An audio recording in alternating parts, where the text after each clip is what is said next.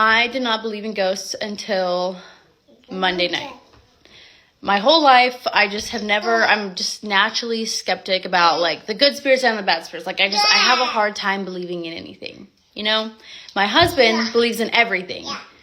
So, you know, he's claimed to have spirits visit him throughout his life, you know, and things like that. But I have just always been like, okay, yeah, I believe that you believe you saw that. But then, like, you know, I don't know. I have a hard time with that. Monday night, though, I was laying in bed. My bed faces the door, which was open, and then there's the hallway, which is just a wall. Okay, so my husband was playing video games, and sometimes he comes up and checks on me, and then he goes back down. So I see a shadow of what I had no reason other than to believe that was him come check on me and leave. So I called him and I was like, hey, can you come back upstairs? I want to talk to you for a second. And then he was like, oh, no, I'm in the basement. What do you mean? I was never upstairs. And I was like, oh, okay. Someone's in the house. Come upstairs. Grab your weapon and come upstairs. So he runs upstairs with his weapon. We're looking around the house. This is all happening very quickly. There's nowhere that anyone could have gone in that amount of time or we wouldn't have found them.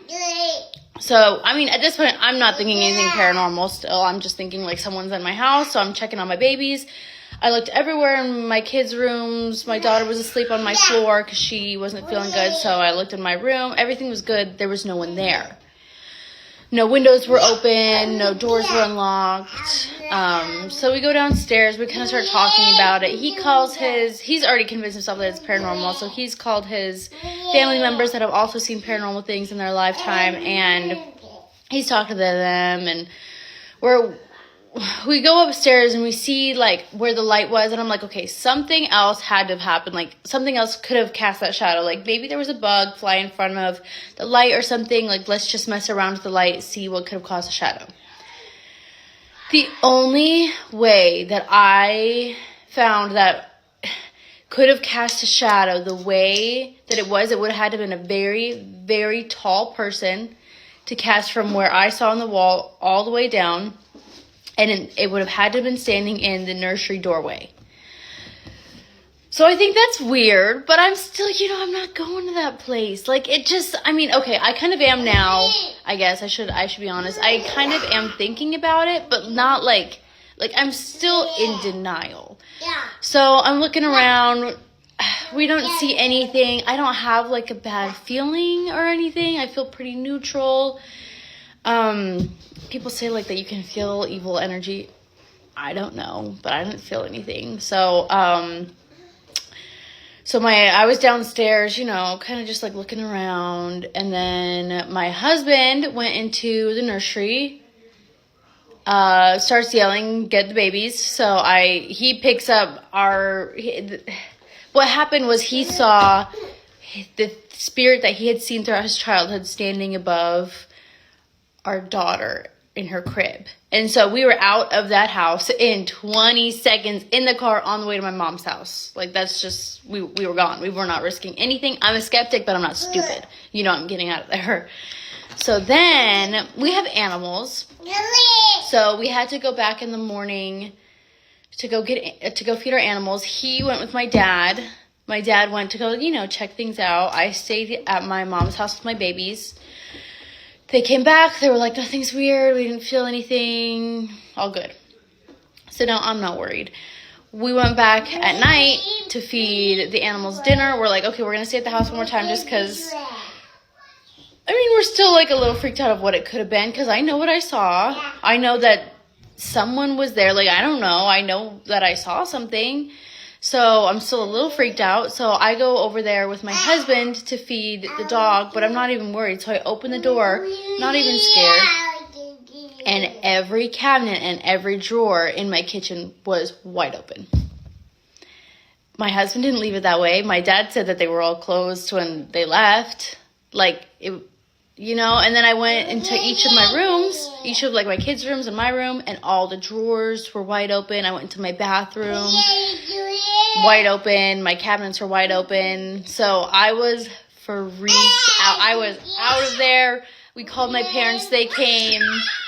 All four of us were walking through the house, trying to see if something was taken, trying to see if someone had broken into my house. There was nothing taken.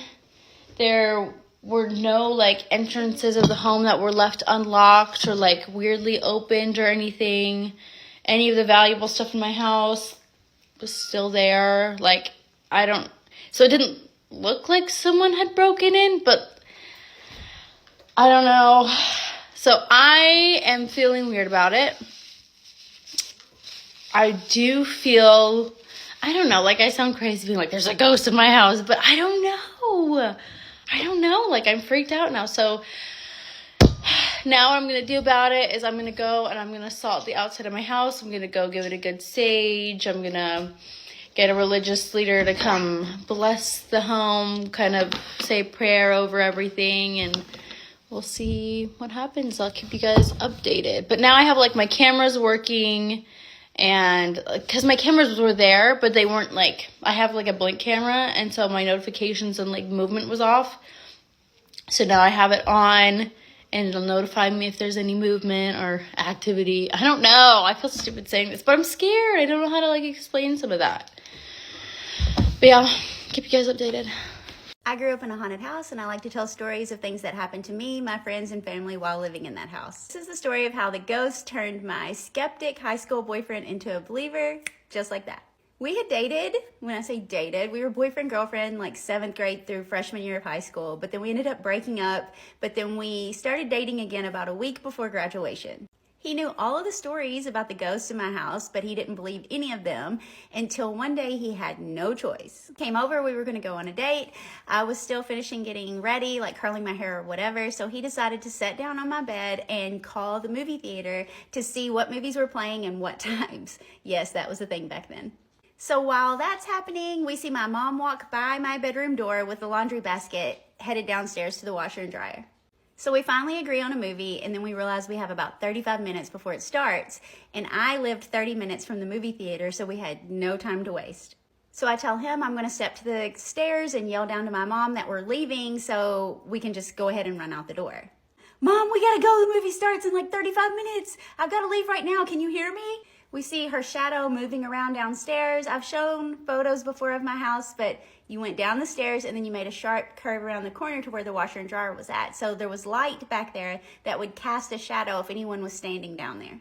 So she's down there moving, but she's not saying anything, and I don't have any time to play around. So I start to make my way halfway down the stairs, and the whole time I'm like, Mom, answer me. We've got to go. So I'm halfway down the stairs. He's standing at the top of the stairs holding the basement door open, and he says, hey, we're heading out. Like maybe she could hear his deeper voice better. Now, as soon as he says that, the intercom in the kitchen goes off from my dad's shop that was about 100 yards behind the house. So the way that worked is there was an intercom at the shop, an intercom at the house, and then you would push a button and it would be like to alert whoever.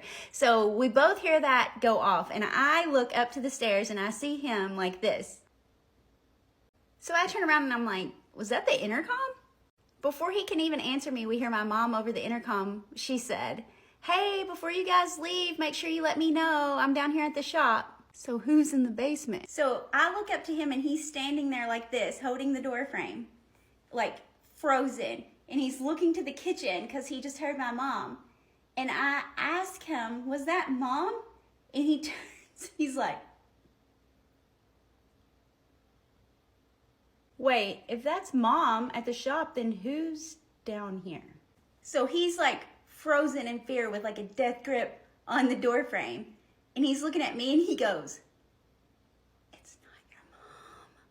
It's not your mom. So I'm still confused. So I look back at him and I'm like, what? And now he's frantic. He's at the top of the stairs going, come on, it's not your mom. Come up here now. Come on. I start backing up the stairs, right? I'm holding on to the hand railing, just slowly backing up. And I'm not facing him now. I'm facing whatever's downstairs. And I just hear him going, come on. The whole time, the shadow's moving, still moving. It's clearly a person moving. So then the scary part, I think this might be the part that pushed him over the edge. We had those accordion style doors, so like you pushed it open, it would lock, and you had to pull it pretty hard to like make it, go back flat again. I just kept it pushed open because by the time you came around the corner, you had clothes, like a basket of clothes in your hands. You didn't want to have to open it. So we just kept it open. So then it, wham, slammed shut real quick. So I'm backing up like really fast, like going back up the thing. He reaches down and gets me under my armpits, pulls me up, and then slams the door. We broke up about 6 months after that. Now, do I blame her for it? Nah. Hey guys, I have a very scary story to tell you about my mum and I when we were in London about 2 months ago. Okay, so we're staying in a really nice hotel. It's 5 stars, beautiful. Anyway, this one night we got home at like 12 a.m. and we got ready for bed, fell asleep, and then I got woken up by mum like nudging me and like whispering something to me. But I sleep with like a sleep mask on, and I must have thought that it was morning because the lights were all on in the room, so I thought it was just daylight. So I took it off and I'm like looking at her and I'm like, what? Like, what do you want? And she's like, Maddie, someone's in our room. And I'm like looking at her. I don't know, I'm still whispering. I'm like looking at her and I'm like, what do you mean? She's like, I swear to God, I just saw someone walk into our bathroom. And I was like, what? And I look at the time and it's 3 a.m. and I'm like, what are you talking about? And we're both silent for like 5 seconds, and then we hear something in the bathroom, and so we jump out of bed and run to the front door, and we're standing by the front door, like we haven't closed the door yet because we don't have a key, and like we've just left everything inside, and it's like quite a big room as well, and the bathroom is right next to the bed, but the lights in the bathroom were off, but we were hearing noises. Anyway, I'm like looking at mum and like our hearts are like racing, and then we couldn't hear anything. Mum was like, maybe I'm hallucinating, or maybe like I dreamt it. And I'm just like, in my head I'm thinking, if this bitch has woke me up 3 a.m. because she's literally dreaming, I'm literally gonna kill her. Anyway, we're still by the door, we're silent. Mum goes around the corner to like look where the bed and bathroom is. She can't see anything, but then she hears like a noise, and so she runs back out, and we're doing the exact same thing. We're standing there like we have no idea what's going on, but we keep hearing these sounds from the bathroom.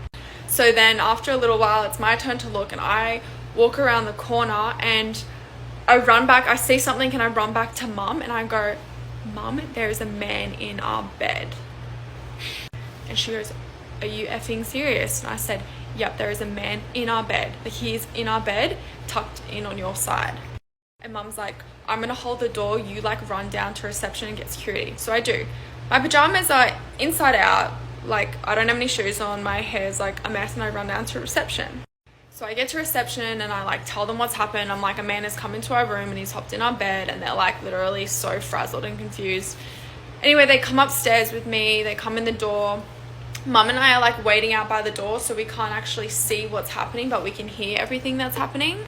And we hear the security guards being like, sir, like trying to wake him up. So he was obviously asleep. Like, sir, like you're in the wrong room. Like, are you staying in this? Oh my God, I'm running out of time. I'm sorry, go to part 2. The Waverly Hills Sanatorium is probably way scarier than you think. I was going to do a video on it, so I started doing some research and reading about the history of it. People just talk about like the ghost stories, right? There's like a kid, like, and if you roll a ball down one of the halls, he'll like roll it back and stuff like that. And there's this like nurse that people see, and it's like, oh, it's scary. It's scary. These are scary stories. I love scary stories. I tell them all the time. But I was reading into it, and the reason it's haunted is so obvious when you look into it. The things that these... So, okay, so what is Waverly Hills Sanatorium? It's, so it was like a hospital for tuberculosis patients. And it started small. It was like 40 people, but there's like an epidemic of tuberculosis. It's an infectious bacterial disease of the lungs. And so they quickly had to expand. It went from like 40 to 400 people, and people kind of just went there to die because there wasn't a whole lot of treatments for tuberculosis. If only that was it, though, because they tried to treat it. The things that they would do to try to make people better was just downright medieval and cruel and sadistic. It's like medical malpractice blushes at the things that these doctors did. Just absolutely wild. And I don't have enough time in any video to talk about this. This would have to be like a series. but they would like collapse lungs. They would like puncture the lungs of these people with these tuberculosis, lung infection. You're dying because you can't breathe. And they puncture one of your lungs thinking, we do that, and then the lung will be able to rest because it's not moving around a lot. But most of them just died anyway. And this was before antibiotics, which is the reason this was a problem in the first place.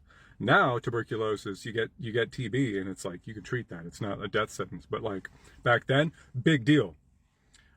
They thought that fresh air, I mean, there's like logic to it, right? They thought fresh air would help. And so every room, these private rooms had like windows on either side. They'd keep them open at all times.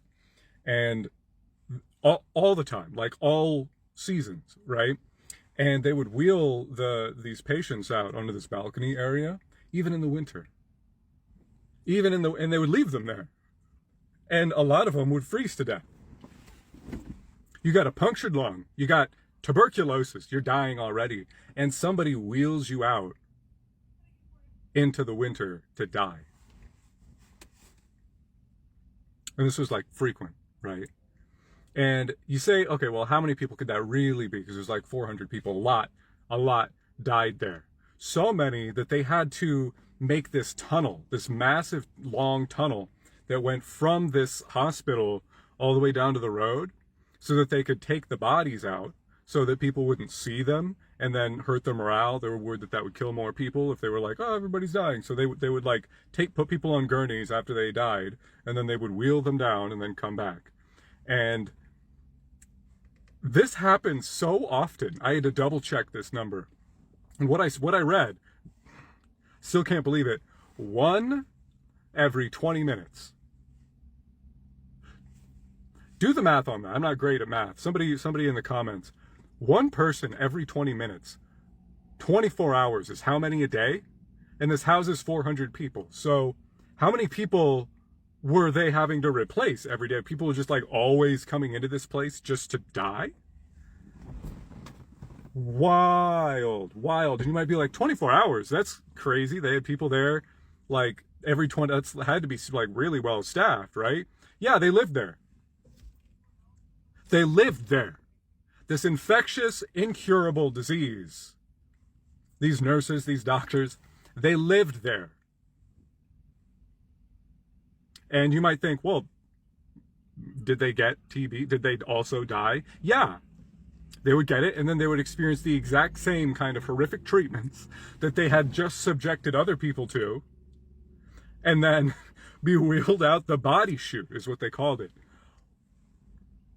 And they started doing other treatments, treating other diseases there that they had no right to. It's like there's so much that happened there. It's like, of course it's haunted.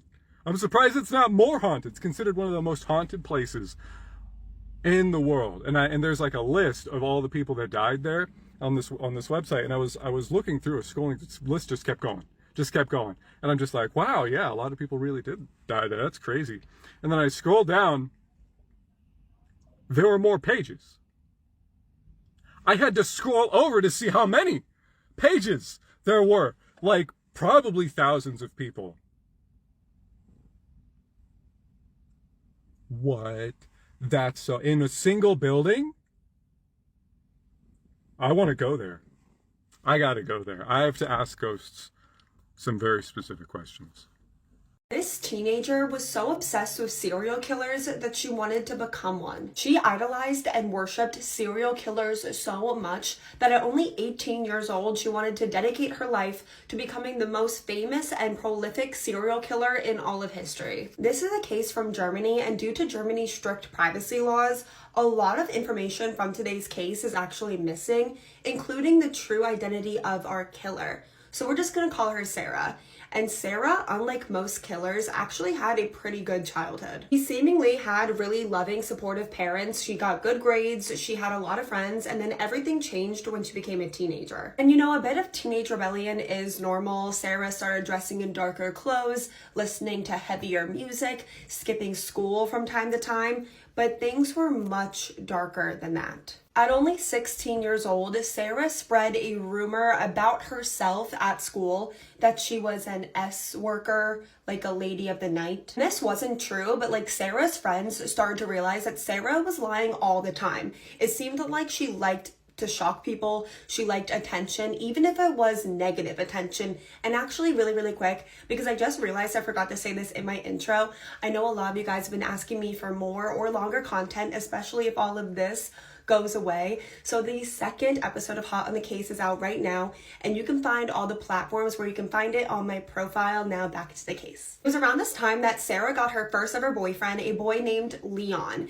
and the relationship was really intense, and Leon actually ended up breaking up with Sarah because he was scared of her, and for good reason, because as soon as he broke up with her, she started planning how she would kill him.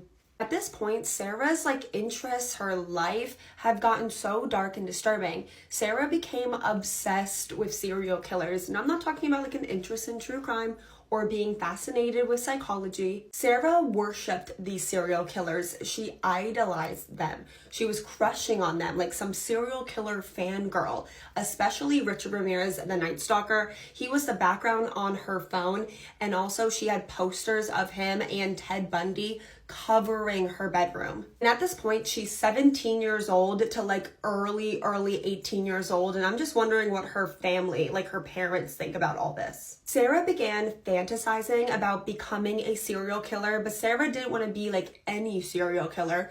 She wanted to be the most famous and prolific of all time. Sarah wanted to have more victims than any other serial killer in history. And she began Googling how she was going to do that. She literally made a Google search that said, what is the best way to become a serial killer? So clearly she's no evil genius. In April of 2021, she bought a very large 12-inch sharp weapon and then began hunting for her first victims. Sarah signed up for a bunch of dating apps and sugar baby sites under the username Domina Cherry. Her bio on these dating sites was that she was a teen girl who had never slept with anyone before, but was also into really rough stuff.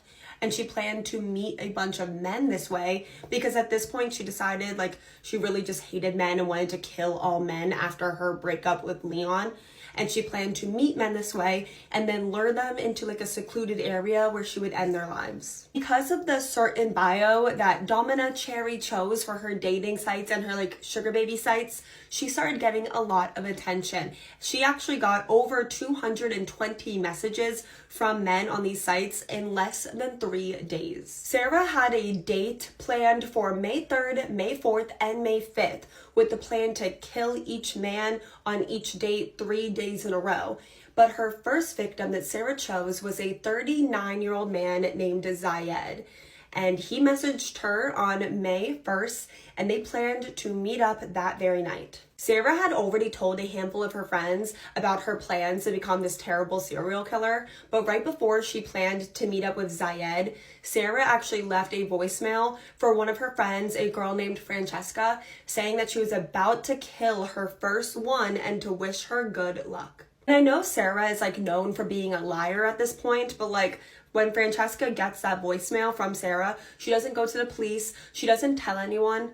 All Francesca does is make a Google search of her own. Can I get in trouble if I know about a murder? The answer is yes. Zayed picked Sarah up around 8 p.m. and she directed him to a remote cabin that her family owned in the woods that actually did not exist. And once Sarah had Zayed turn onto a secluded dirt road, she took out her 12-inch sharp weapon and plunged it into his neck. Zayed actually attempted to fight off Sarah, and he was able to hold his wound to stop the bleeding, and he just took off. He ran towards the main road where a car stopped. They helped him a little bit because the person in the car was actually a nurse, and then they called the ambulance. The ambulance came and rushed him to the hospital. Meanwhile, Sarah is also panicking, and she also ran away towards the nearest town because Sarah didn't expect Zayed to fight back.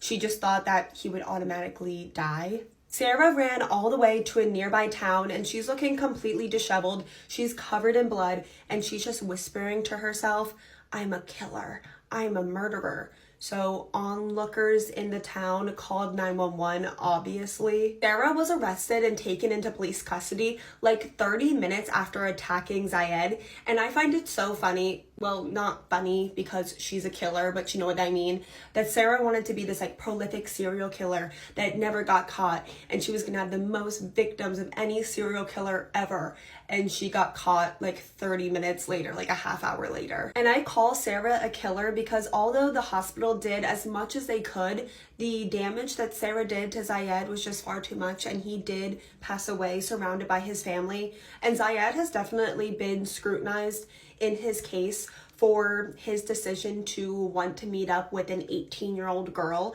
But Zayed's loved ones say that Zayed was a very good man. He was not the type to like look for hookups. And at the time of his death, he was looking for a long-term relationship and to settle down. And Sarah has never shown remorse once, and actually has only ever felt bad for herself because she got caught too early and didn't kill more men. And behind bars, Sarah actually tried to get her mom to kill her ex-boyfriend Leon because that was like her main target all along. Her mom said no, by the way. I don't think I made that clear. Her mom said she would not do that. And due to Sarah's young age, she received no prison time and was actually only sentenced to 12 years in a psychiatric hospital, and she could be released when she's 31 years old, which honestly really, really terrifies me because I think Sarah is a scary, scary girl and a danger to society. And as for Sarah's friend Francesca, who got that voicemail and knew that Sarah planned to kill Zayed, she was arrested and was facing 5 years in prison, but the charges were dropped. And that's all I have for today's case. Hope you guys all had a very happy new year, happy holidays, and I hope you guys know that you guys were truly one of the biggest blessings of my 2024. Make sure you guys all check out the second episode of Hot in the Case, and I will see you guys tomorrow. Love you. So a couple nights ago, I ended up in a really scary situation when I was out with my boyfriend. Basically, there was a woman at this event. This was a concert, but it was one of those concerts where people bring their kids, which I'm not a huge fan of because there is so much drinking going on, but at this event, there was a lot of kids, and I was stone cold sober. I was not drinking, and my boyfriend was sober as well. And there was a single mom there with her daughter, and they're just walking around, enjoying the music, enjoying the food. And I cannot express to you how this woman just looked vulnerable and naive. And that, I don't mean that in an ugly way at all. She was very tiny. She was maybe 5 foot, 100 pounds.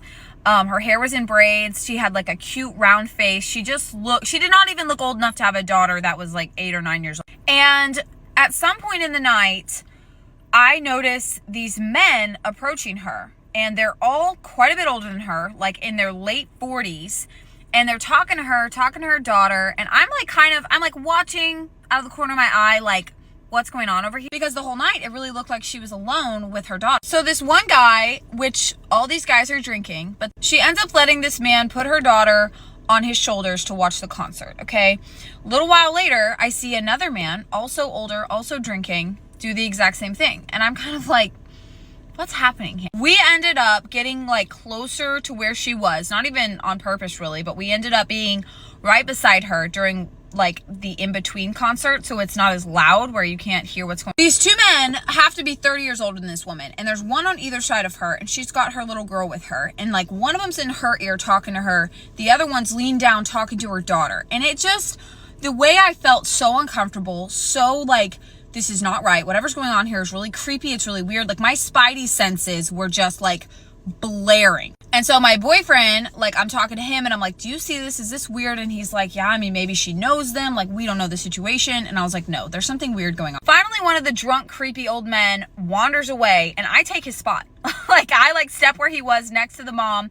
My boyfriend's right behind me and I just stand there. The other guy I can hear is like talking his friend up and he's like, yeah, he's a great guy, like such a good guy. Finally, he shuts the fuck up and I lean down to the girl and I'm like, hey, I just have a question. Like, do you know these men? Like, are you here with them? Are they your friends? And she looks at me with wide eyes and she's like, no, I don't know them. And like, they won't leave us alone. I'm like, do you want me to punch them in the face? Like, I will literally tell them to fuck off and get lost. And she's like, I just don't want to cause a scene. I don't want to cause a problem. Like, I'm just here to enjoy the concert with my dog. So my boyfriend, of course, is like, we will tell them to like leave you the fuck alone. He's like, I'll literally make them leave right now. Right around this time, the drunk idiot wanders back and he kind of like notices that I took his spot and he's like, what the hell? He leans down to the little girl and he says, do you want to get on my shoulders again? I'm sorry, gonna have to do part 2. I'm so sorry that I kept you guys waiting, but I seriously was living this situation up until a couple of hours ago. Quick recap, I went out with a guy that I matched with on Hinge on Saturday night, and it ended up going absolutely terrible. So it's me and my friend. He tells us to show up to his Airbnb at a certain time to pregame with like all the rest of his friends. Right when we get there, off the bat, the vibes are off. There's like 3 other girls there. They're getting ready. I introduce myself. Like I walk up the stairs and I'm like, hi guys, like I'm Winnie, nice to meet you, because I'm not the bitch that's not about to say hi. When they said hi, it was just like very cold, very annoying. And the Hinge match kept saying like, God, I'm so sorry. Like, I'm sorry that I had to bring you guys into this vibe.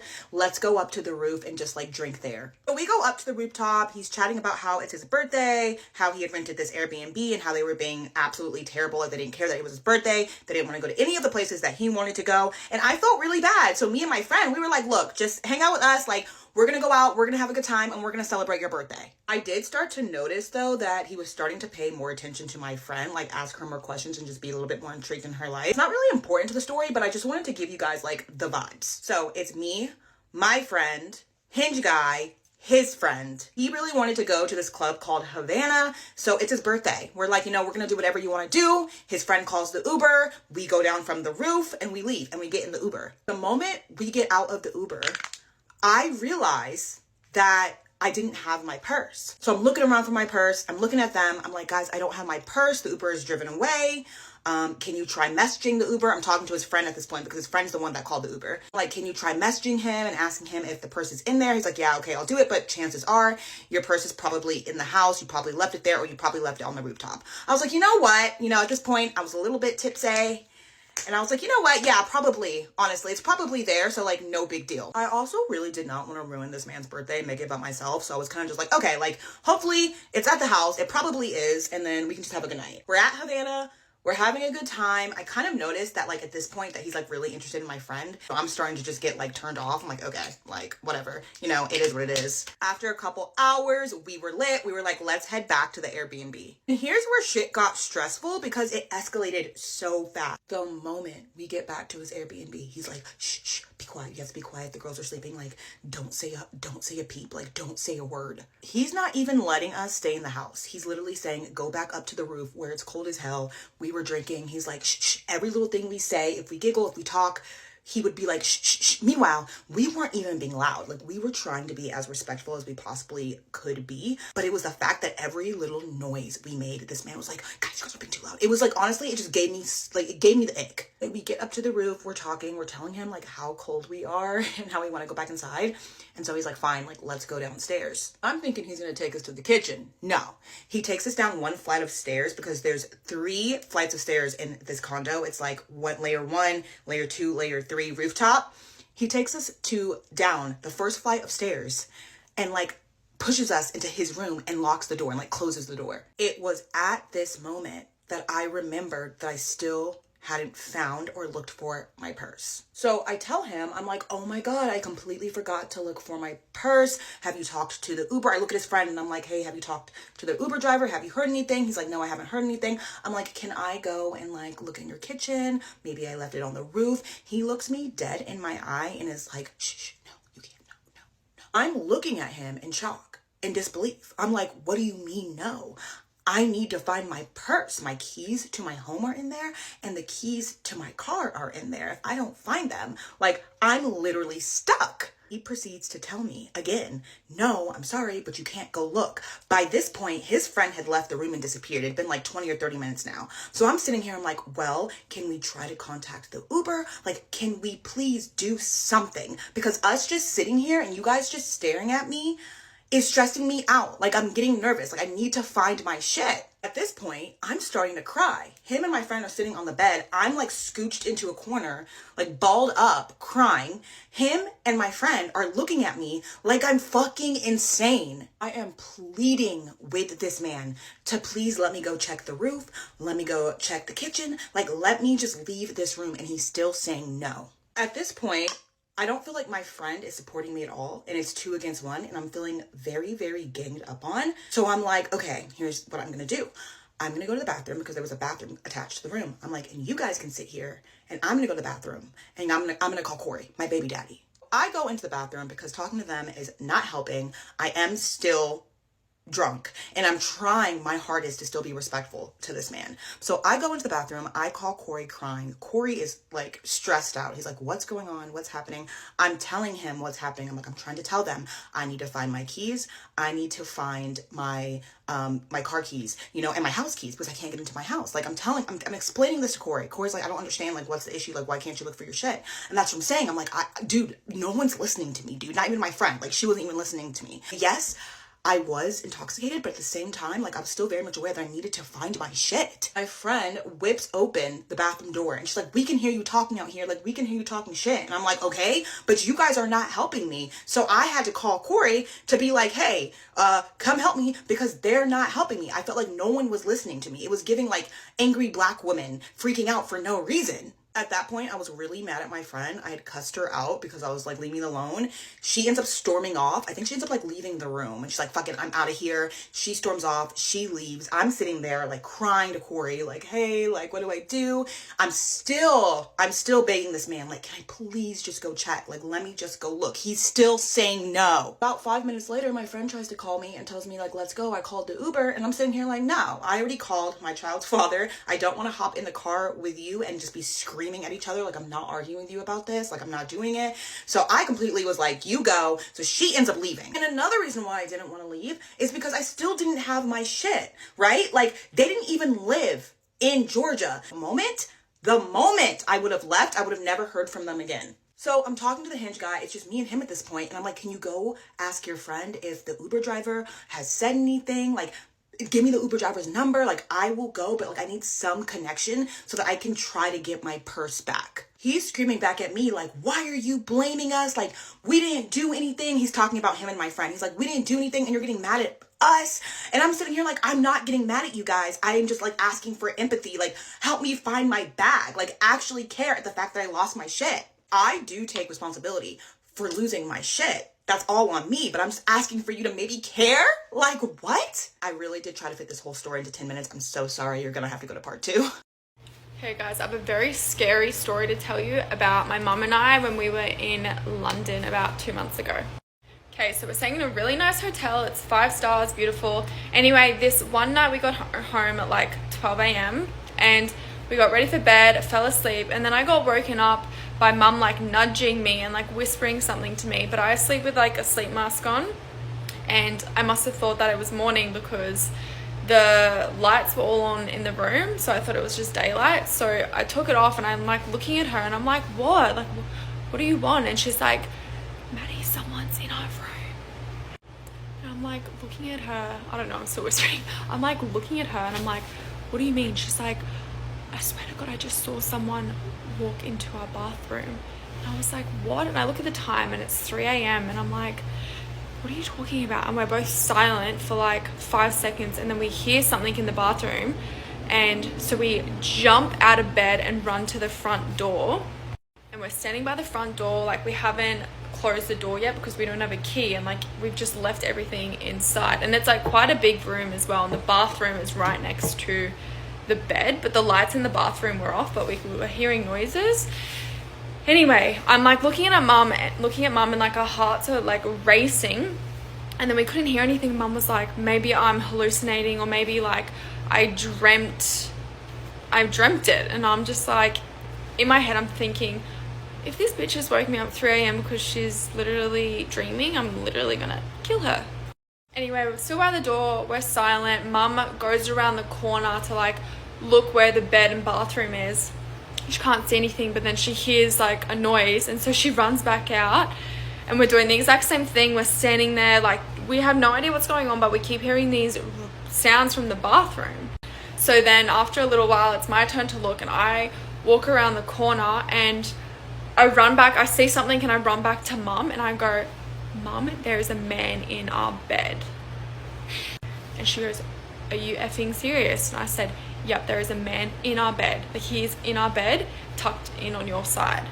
And Mum's like, I'm gonna hold the door, you like run down to reception and get security. So I do. My pajamas are inside out, like, I don't have any shoes on, my hair's like a mess, and I run down to reception. So I get to reception and I like tell them what's happened. I'm like, a man has come into our room and he's hopped in our bed, and they're like literally so frazzled and confused. Anyway, they come upstairs with me, they come in the door. Mum and I are like waiting out by the door, so we can't actually see what's happening, but we can hear everything that's happening. And we hear the security guards being like, sir, like trying to wake him up. So he was obviously asleep. Like, sir, like, you're in the wrong room. Like, are you staying in this? Oh my God, I'm running out of time. I'm sorry, go to part 2. 82% of CIA agents are men, which is crazy to me because one time I used a guy's public Venmo transaction history and his Twitter likes to figure out that he was also seeing a girl across the country. And I just don't believe a man could do that. Okay, I just got into the algorithm of people sharing their kind of spooky, scary stories while hiking, or a lot of Appalachia stories. This is not Appalachia, but about 3 years ago near Idaho Springs, in, I want to say, February, March, maybe April. I'm somewhere in that time frame where there's still snow. My friend and I drove up to Hell's Hole Trail, and we couldn't get far because there was so much snow. We're in a Jeep. We park on the side. We're going to snowshoe up and snowshoe as much of the trail as we could. And as we start to go up with 4 dogs, big dogs, we're walking up the trail, and there is a pickup truck sideways blocking the road. And there's a man there clearly stuck in the snow. And we're like, okay, that happens. He's not afraid of the dogs, and the dogs are taught to ignore people unless like otherwise told. So the dogs kind of all surround him. We're like, everything okay? And he is wearing what looked to be like fishing waders around him, and then like a bright yellow shirt. Pickup truck plates, I want to say, were, I'm gonna forget, but the plates did not match the place he told us he was from. It was a different state, and it was not Colorado. And we're on the trail, and he's like, yeah, my car's stuck. And we're like, I mean, we can try to help push it if you want. And there's like a kind of like a cliff edge and like trees on one side, and the rest is just gravel and covered in snow. So we tried to push it, my friend and I. Didn't get it very far. And so my friend's like, well, why don't I get in the front seat and I'll try to give it some gas, and you and my friend push. So she gets in the front seat, starts the car, we're pushing, makes it a little ways, stuck again. And we're like, you know what, sorry, like, we obviously can't help you. And he was like, oh, it's okay, I've been camping up there the last few days. My friend's still up there. My friend Connor's still up there, and I was supposed to meet him. And we don't see any other cars. And also, you don't really camp at that time of the year when there's that much snow. I mean, you could, but it was odd.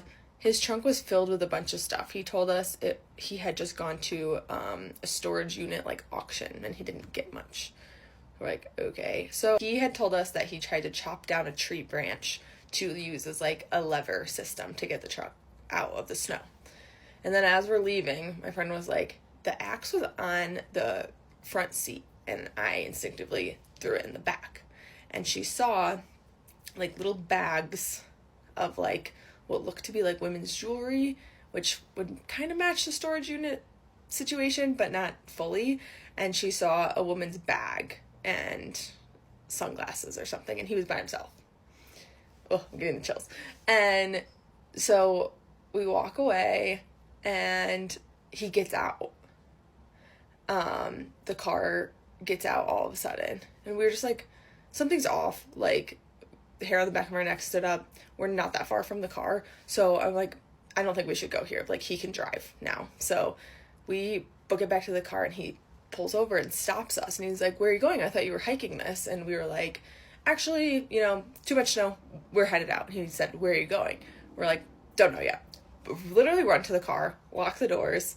Oh, he tries to give us these bags of like women's jewelry or whatever he had from the storage unit, and was like, here, like, for your help. And I was like, nope, don't want any of that.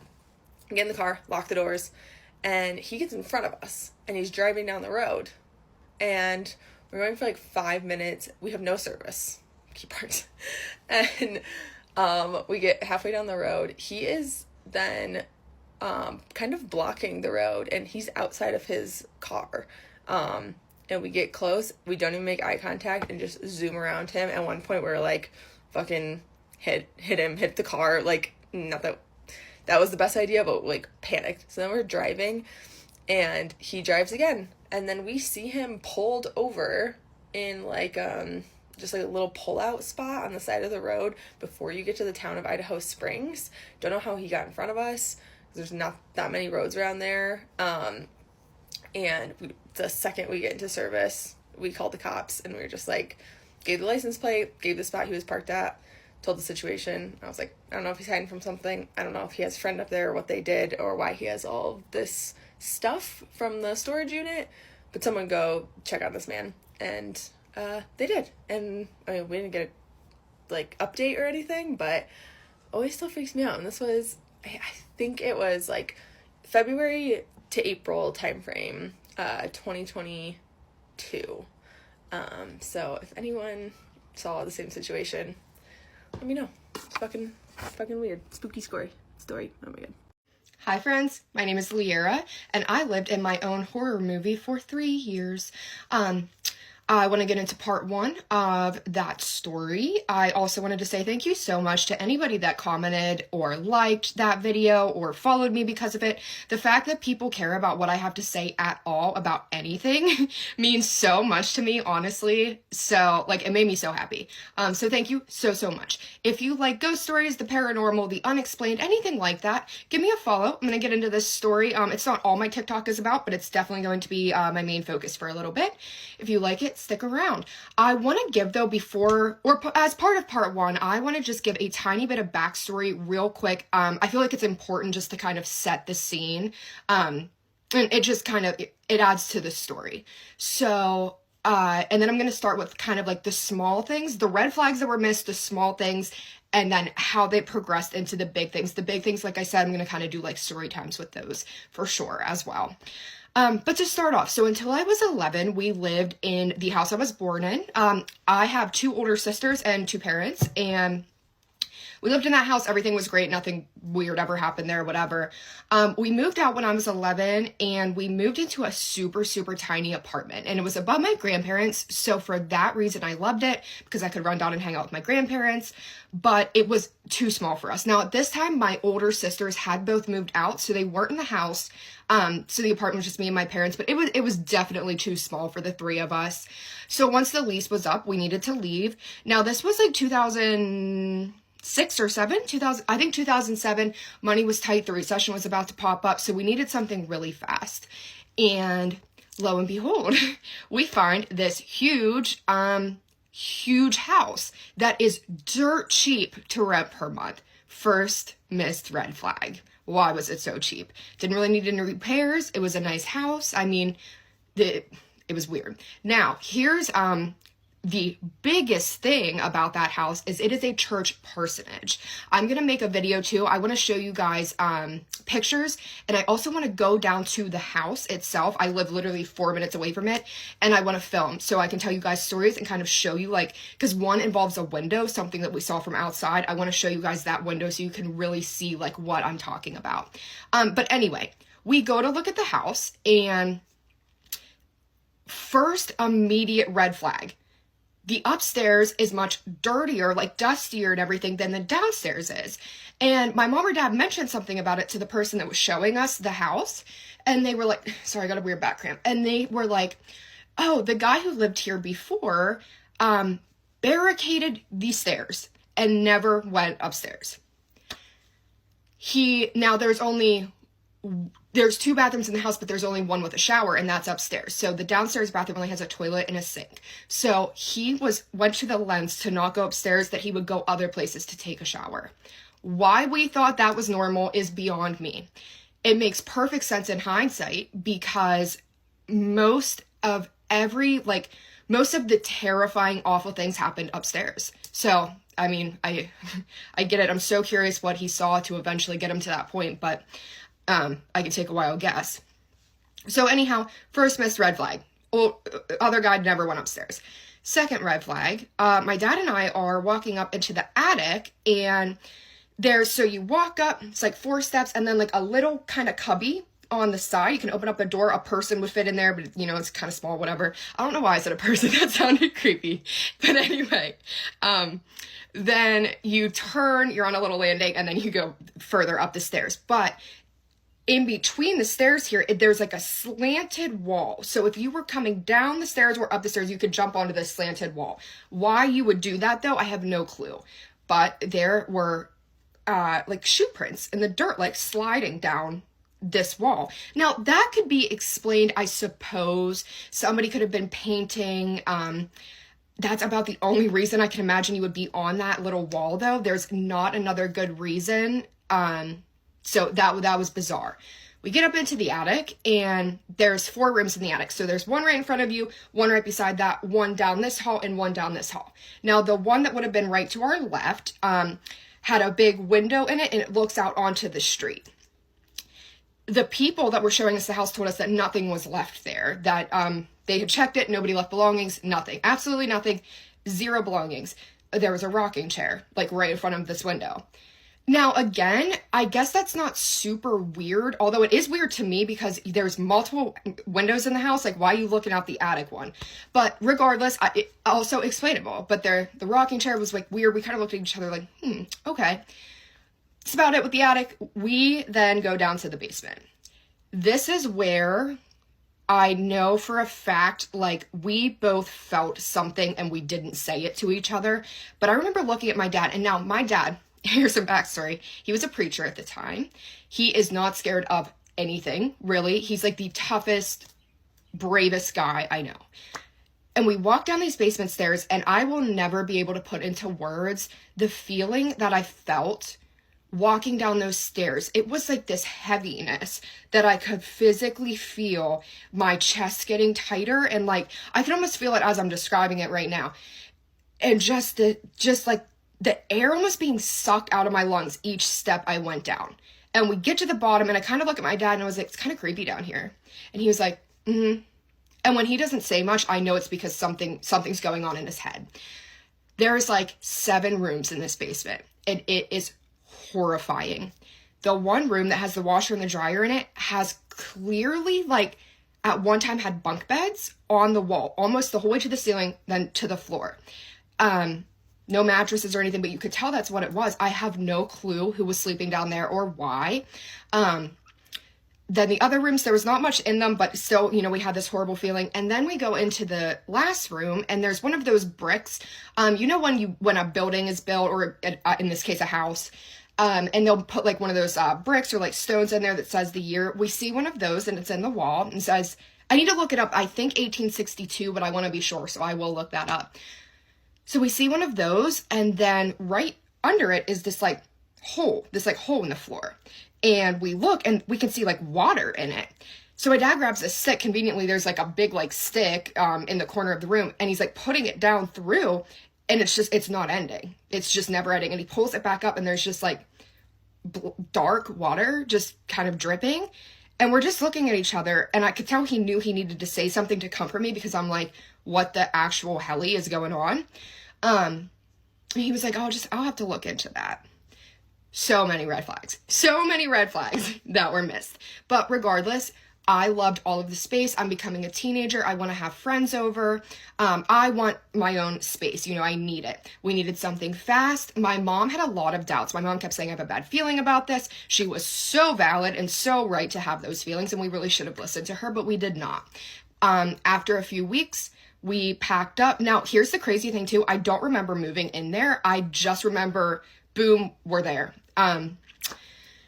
So I think that's where I'm going to leave this off for now. Once I get to part 2, we will start with being in the house once we are moved in, the things that started to happen and kind of how they progressed. If anybody has any questions at all, feel free to ask me. I'm an open book. I do not care. I will answer pretty much anything. And again, thank you for being here. I will probably put up part 2 tonight, tomorrow at the latest. All right, thank you. Bye.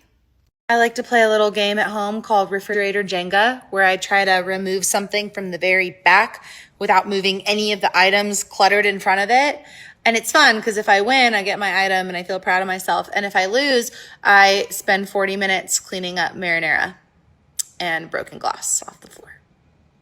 I just got back from one of the worst dates I have ever been on. I don't even know why this man wants to see me again, because I was not nice to him. I was pretty clear about the time that I was having. Okay, so I get to this place the guy chose. It's cute, it's fine. I see him, we hug. We had like a really good text conversation, on the app. So I was like, okay, we're definitely gonna like get along. We start talking. He like immediately starts going into this story about the drama going on in his work. He works in finance. He's going on and on and on and on. And he keeps saying like, the woman that works below me, the woman that works below me, and the people that work below me, and the woman that works, and I'm like, I know you're an associate, like, let's calm down. Like, I'm not an idiot, but whatever. He keeps going on and on and on and on this story. And I'm kind of like, okay, this is fucking stupid. And then I realize he's kind of like prompting me to ask what he does. And I'm like, I'm not going to do that. I can read an ego. I can see it. And this man's got quite an ego, and he's dying for me to ask what he does in finance. I don't ask. And then he starts explaining what he does. I have not asked. And he goes, yeah, I work in investment banking. Do you know what that is? He goes, do you want me to explain what that is? And I go, oh, no, I'm familiar. I know what investment banking is. Strike one, I'm like, oh my God, this man is so patronizing, and he so badly wants to mansplain his job to me. We're not doing that. I'm not going to ask him anything about finance, anything about his job. I'm going to just sit back. After this man has been talking for, I would say like at least 10 minutes, I just sat down. I literally just sat down. He's talking like 5 to 10 minutes. And then he goes, so, like, when did you move here? And I go, yeah, I just moved here in May. So I guess it's been like 5 months. And he goes, okay.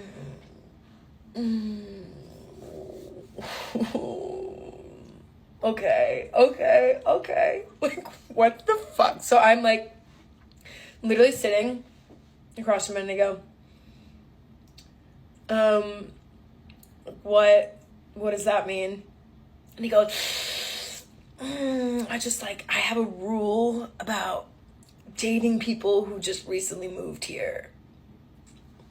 And I'm like, okay, we have not had our drinks yet. We've been there for 5 to 10 minutes max. This is the first thing I've said too. I'm like, okay. And he goes, yeah, I don't date people that just move here because, like, you haven't really, like, found your community and made your friends and, like, blah, blah, blah. And, like, you're also probably dating hella people and all this stuff, blah, blah, blah. And I'm thinking, in my head, like, what fucking idiot says this the second you sit down? Unless you don't want to be on this date, why the fuck would you say this? So I go, okay, that's interesting. I mean, that's how you feel. And I shut down. Like, I kind of just am like, okay. And he goes, what? And I'm like, no, I just think that's interesting. And he starts going on and on about how he feels this way because he moved to Hong Kong, and when he moved there, he wasn't focused on dating and blah, blah, blah, blah. And he's going on this whole spiel. And I go, it sounds like you're projecting those feelings. And he's like, no, blah, blah, blah. And I was like, well, no, like, it sounds like you are projecting how you experienced moving to a new place and dating and finding community onto other people. Like, I don't know. I just think that, like, you should give people a chance. That's kind of my mentality. And he's like, no, me too. I, like, totally believe in giving people a chance. And then he starts talking about Hong Kong. And I'm like, okay, cool, Hong Kong. Like, at this point, I'm like, I want to fucking leave, but we just got there, and I'm like, how do I leave? I wish I had left. I wish I had, looking back. So, talking about Hong Kong, talking about how he's in Hong Kong, blah, blah. And he's like, yeah, blah. And he's like, I speak Chinese. And I'm like, oh, sorry if this is like a dumb question, but sorry, when you say you speak Chinese, do you speak Mandarin? And he goes, oh, I'm so glad you asked this. So it's like complicated. So, you know, in China, there's different dialects. So there's different, you know, and in the South, they actually speak Cantonese. Like Hong Kong is an island. Did you know that? Hong Kong. And I'm like, like, I'm familiar. And he goes, okay. So like, Hong Kong's an island. They speak Cantonese in Hong Kong. And I go, so why didn't you learn Cantonese? And he's like, oh, okay. So like, the way that it is like, Mandarin is like the language that Mao, do you know who Mao is? And I'm like, yeah, I know who Mao is. He goes, okay, like if you were paying any attention to history, you'd know who Mao is. And I'm like, oh my fucking God, kill me with this guy. And he goes, so Mao basically wanted everyone to speak Mandarin. That was like, blah, blah, blah. I cut him off and I go, okay, so are you saying that Mandarin is the national language and there's local dialects? And he goes, yeah, that's it. I literally said to him, okay, that was a lot easier to explain than what you were going into. Like, I get it. I've been places where it's the same. At this point, I'm like, get me the fuck out of here. We go through the date and I'm like, fucking get me out. Near the end, he brings up, and I ended the date. He's like, yeah, I noticed that, like, you know, when I said that thing about like, about my like rule with not dating people that just got here, like, you kind of like, you know, I'm like a straight shooter, and it seemed like you kind of like didn't like that, blah, blah. And I go, oh, no, I just thought it was a little rude that within the first, and I literally told him this. No, I just thought it was a little rude that within the first 5 to 10 minutes of me sitting down, meeting you on this date, you basically told me that you don't date people that recently moved here. I have all this in my profile. You also told me that you admittedly hadn't viewed my profile when I, throughout the night, had been asking you things about your profile. And like, that's fine that you didn't read my profile, but then for you to have this rule and to basically say like, you don't even, and then expect me to continue on the date acting like I'm excited to be there is a little awkward to me. And he's like, oh, blah, blah, he's saying all this stuff. Oh my God. No, I'm just a straight shooter. And like, you get it, blah, blah. And I go, well, I'm a really honest person too. And honestly, I just thought that was very disrespectful. And I like to take the approach with dating that like give people the benefit of the doubt. If you have gone far enough to like meet me to go on a date, obviously like you see something you're interested in. You didn't read my profile, so I don't really know what exactly you were interested in. Maybe it was just superficial, but like, you know, I think that people are a lot more than just the looks, the whatever. I think the older that you get, the more experience, the more that you have, the baggage that you come with, that I think it's beautiful. I've dated people with kids. I've dated people that were divorced. Like, I don't X anyone out because of whatever they come with. So I just was a little surprised to see you do that. Backtracks. Anyways, and then also this guy kept telling all these crazy party stories and kept saying like, oh, I can't tell you that, and I can't tell you that, and blah, blah, blah. And I'm like, are these fucking men in New York for real? Are you even trying to fucking date? Like, what the fuck? And he's like talking about he's going to Miami. He's like, I'm going to Miami, and like, oh, I can't tell you that. I can't tell you what I'm gonna do in Miami. And I'm like, I'm literally sitting in my seat, and I go, no, please don't. You sound like quite the fun time. And he's like, yeah. What's going on, guys? My friends have told me they're now taking over my dating profile, and they're gonna pick people for me to go on dates with, because I don't even trust that I'm picking the right people at this point. This is